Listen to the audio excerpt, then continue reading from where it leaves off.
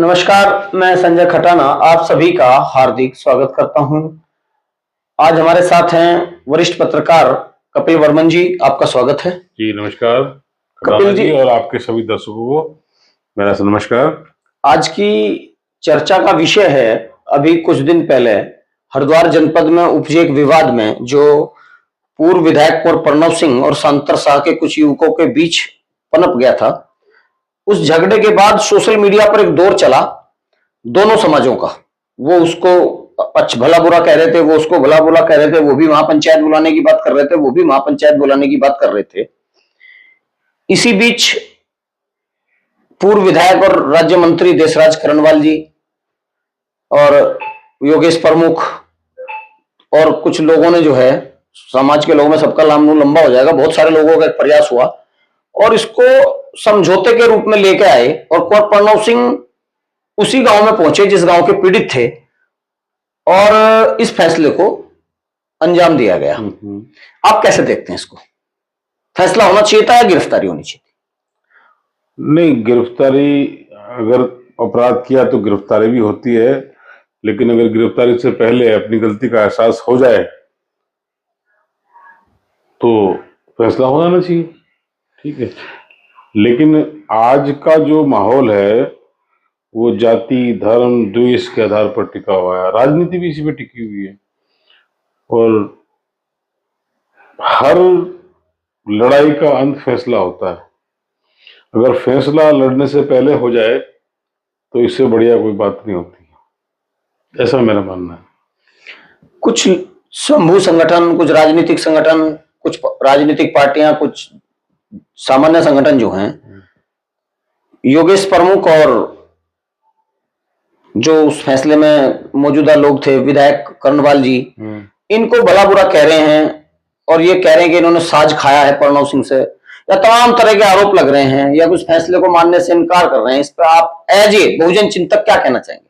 जैसा कि मैं जितना जानता हूं कुंवर प्रणव सिंह को, वो लेने देने में यकीन नहीं करते, स्पष्टवादी है, जवान के थोड़े कड़वे हैं हो सकता है, लेकिन दिल के वो कड़वे नहीं है। दूसरी बात, जो दलित आंदोलन चल रहे हैं और दलित आंदोलन में जो हिंसा और हिंसा के साथ जो जातीय द्वेष, एक गिद्ध की तरह अन्याय को देखना, शोषण को देखना, फिर उसकी ब्रांडिंग करना, उसका एक नुमाइश करना और फिर छोड़ देना, ये आजकल ब्रांड बन गया, ट्रेंड बन गया है। कुछ चंद सामाजिक संगठन है वो यही देखते हैं कि कहाँ कुछ हो रहा है, कहाँ कुछ हो रहा है, इसके हम राजनीतिक निहार कैसे निकालें, कैसे हम उसको कैप्चर करके अपनी राजनीतिक रोटियां सेकें। ये अच्छा होता कि ये राजनीतिक संगठन हमारी लोक कल्याणकारी नीतियों, जो संविधान ने, जो सरकारों ने दलितों के उत्थान के लिए, चाहे वो शिक्षा हो, चाहे वो स्वास्थ्य हो, चाहे वो रोजगार हो, उन योजनाओं पर अगर चर्चाएं करते, उन योजनाओं के लिए अगर संघर्ष करते, उन योजनाओं के लिए अगर सरकार को चुनौती देते, तो मैं समझता हूं कि बाबा साहब के सपने को साकार करते। मैं समझता हूं कि कांशीराम की कारवां को आगे बढ़ाते। और अगर आप सड़क पर हिंसा करते हैं, सड़क पर न्याय की उम्मीद करते हो, उग्र प्रदर्शन होता है, न्याय पर, सड़क पर अगर आप न्याय की उम्मीद करोगे तो क्या मिलेगा आपको? हिंसा। हिंसा से क्या होगा? द्वेष होगा, द्वेष से अशांति फैलेगी, देश की एकता और अखंडता पर खतरा हो जाएगा। जब कलम हथियार दिया बाबा साहब ने, तो हमें कलम के सहारे अपने को शिक्षित करना चाहिए और शिक्षा के आधार पर हमें संगठित करना चाहिए। और संगठन जो शिक्षित हो, उसका संघर्ष कभी भी फेल नहीं होता है। खटाना जी, मेरा ऐसा मानना है कि दलित ही नहीं, सभी समाज, चाहे वो पिछड़ा हो, अगड़ा हो, अल्पसंख्यक हो या स्वर्ण हो, ये जो राजनीतिक स्तर जो बढ़ गया है, इस पर विचार करने की जरूरत है। जिन लोगों पर आरोप लग रहे हैं, जिन्होंने फैसला कराया है, कहा कि फैसला करा दिया, फैसला नहीं होना चाहिए था, ये होना चाहिए था, ये होना चाहिए था, उन लोगों की भूमिका को आप कैसे देखते हैं? क्या उनकी क्या मंशा रही होगी इसके पीछे? राजनीति में जब कोई आपके हाथ से बाजी निकल जाती है तो उसकी नेगेटिव अप्रोच शुरू हो जाती है। जैसा वो चाह रहे थे कि भाई इससे हम अपने आप को समाज के बीच में हम अपने आप को बहुत बड़ा स्वयंभू या बहुत बड़ा समाजवादी या समाज सेवी बन के उभरेंगे, वो अवसर खत्म कर दिया।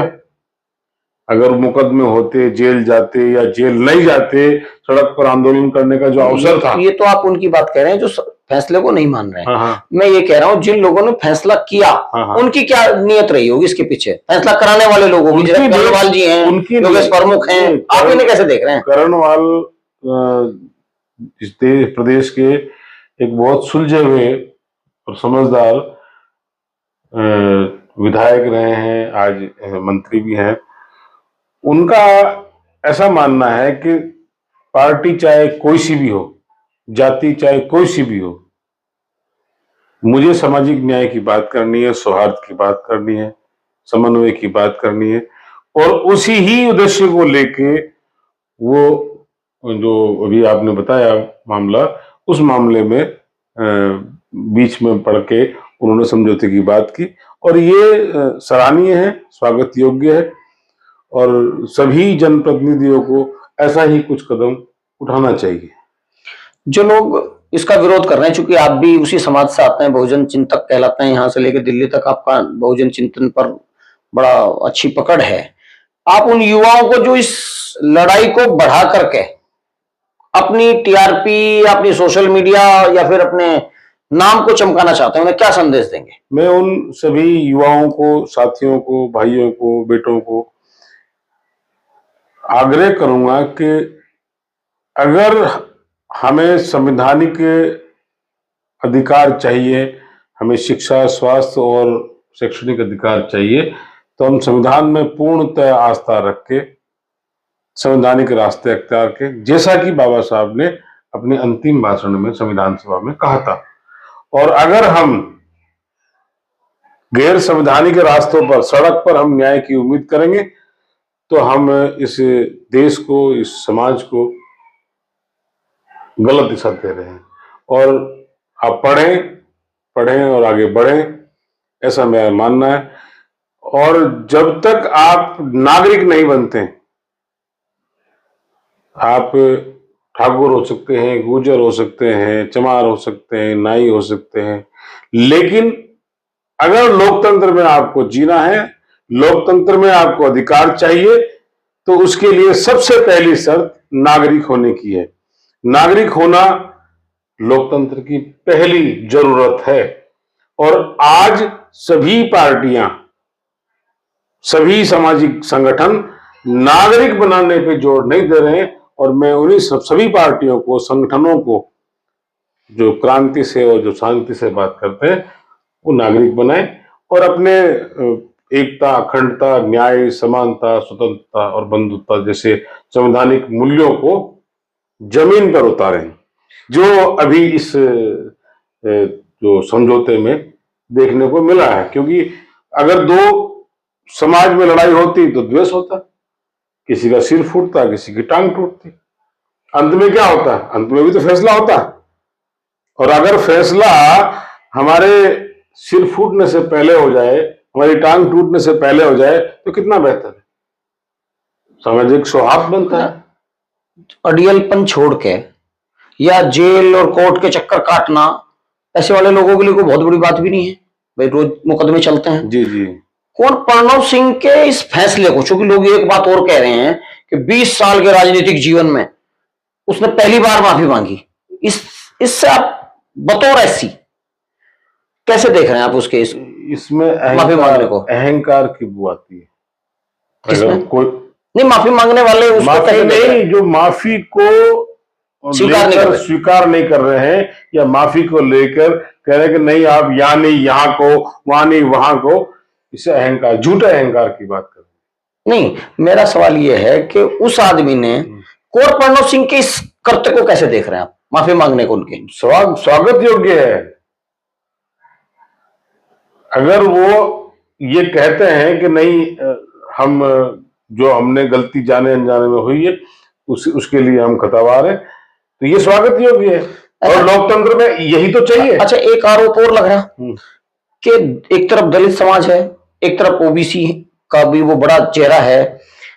कुछ लोग ये भी कह रहे हैं कि इन्हें पीछे से बैठ के कोई जो तथाकथित मनोवादी लड़ा रहा हो सकता है, बिल्कुल। तो इस संभावना से इनकार नहीं, आप कैसे देख रहे हैं? संभावना से इनकार नहीं किया जा सकता, लेकिन किसी ने कहा है कि माफी मांगने वाला बड़ा होता है और माफ करने वाला उससे बड़ा होता है। तो हम तो ये कहेंगे कि बड़ा बनने का प्रयास करें, बड़ा बनने का प्रयास करें, अपने विचारों को, अपने व्यक्तित्व को लोकतांत्रिक बनाएं और मिलजुल कर बात करें। चलिए, आपने वरिष्ठ पत्रकार एवं काशीराम साहब से लेकर आज तक की बहुजन समाज की राजनीति पर गहरी निगाह रखने वाले और परखरवादी वक्ता कपिल बर्मन जी को सुना, उनकी राय सुनी और उम्मीद है कि दोनों पक्षी उस पर अमल करेंगे, ऐसी हमारी कामना है। धन्यवाद। नमस्कार। नमस्कार।